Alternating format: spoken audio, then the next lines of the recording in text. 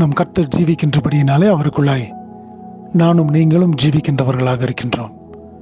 இந்த நாளின் காலையிலும் கூட உங்கள் அனைவருக்கும் ஆண்டவராகிய இயேசு கிறிஸ்துவின் நாமத்தினாலே வாழ்த்துதல்களை நான் தெரிவித்துக் கொள்கின்றேன்.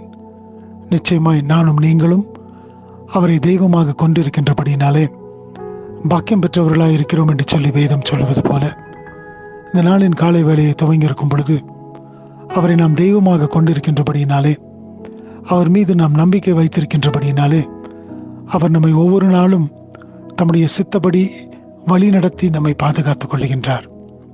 இந்த பூலோகத்தில் நடக்கின்ற காரியங்களை பார்க்கும் பொழுது காலை வேளையை நாம் துவங்குகின்றோம். இரவு வேளையிலே நாம் வீடுகளுக்குள்ளாய் வந்து சேரும் வரை தேவனுடைய பாதுகாக்கும் கரங்கள் நம்மை பாதுகாத்துக் கொள்ளுகிறது. மாத்திரமே அல்லாதபடி வேறு எந்த காரியமும் நம்மை அப்படிப்பட்ட ஒரு சூழ்நிலையில் நடத்தக்கூடியதாய் காணப்படுவதில்லை. அப்படிப்பட்ட விபத்துகளும் ஆபத்துகளும் அநேக விதமான அழிவுகளும் காணப்படுகின்ற இந்த பூலோகத்திலே உங்களையும் என்னையும் தேவன் எம்மட்டுமாக தம்முடைய கிருபையினாலே பாதுகாத்து வழிநடத்தி வந்திருக்கின்றார். அது மாத்திரம் அல்லாதபடிக்கு நானும் நீங்களும் சென்றுகின்ற பாதைகள் கரடு முரடாய் காணப்பட்ட பொழுதிலும் வனாந்தரமாய் காணப்பட்ட பொழுதிலும் அவர் அதை தம்முடைய சித்தப்படி நடத்தி அதை செழிப்புள்ளதாக ஆக்குகிறார் என்று சொல்லி நாம் வேதத்தில் பார்க்கிறோம். ஏசாயா தீர்க்கதரிசியின் புஸ்தகம் 35வது அதிகாரம் 1வது வசனத்தை நான் வாசிக்கின்றேன். Isaiah chapter 35 verse 1. வனாந்தரமும் வறண்ட நிலமும் மகிழ்ந்து கடுவெளி கழித்து புஷ்பத்தை போல செழிக்கும். எனக்கு பிரியமான தேவச்சனமே, இந்த இடத்துல நாம் வாசிக்கின்றோம், வறண்டு போன ஒரு காரியம், அவைகள் வனாந்தரத்தை போல காணப்படுகிறது. ஆனால் தேவனுடைய பார்வை அல்லது தேவனுடைய சித்தம் அதை மாற்ற வேண்டும் என்று சொன்னால் அது எப்படிப்பட்டதாய் ஆகிறதாம்? வறண்ட நிலமும் மகிழ்ந்து கடுவெளி கழித்து புஷ்பத்தை போல செழிக்குமா?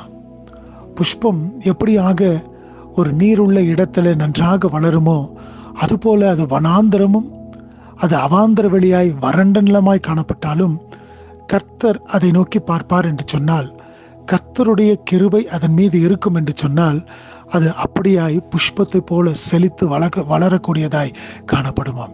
எனக்கு பிரியமான தேவச்சனமே, இந்த நாளின் கால வேளையை துவங்கி இருக்கும் பொழுது அநேக வறண்டு போன காரியங்கள் நிமித்தமாய் நீ சோர்வடைந்திருக்கின்றாயா? நீ ஒன்று மாத்திரம் கர்த்தரை நோக்கி நீ சொல்ல வேண்டியது என்னவென்று சொன்னால், ஆண்டவரே, நீர் என்னோடு கூட இருப்பீர் என்று சொன்னால் இவைகள் எல்லாவற்றையும் வறண்டு போன அல்லது காய்ந்து போன கடு வெளியை போல காணப்படுகின்ற காரியங்களாய் காணப்பட்டாலும் என் தேவன் எல்லாவற்றையும் புஷ்பத்தை போல மாற்றித்தர போதுமானவராய் இருக்கின்றீர்.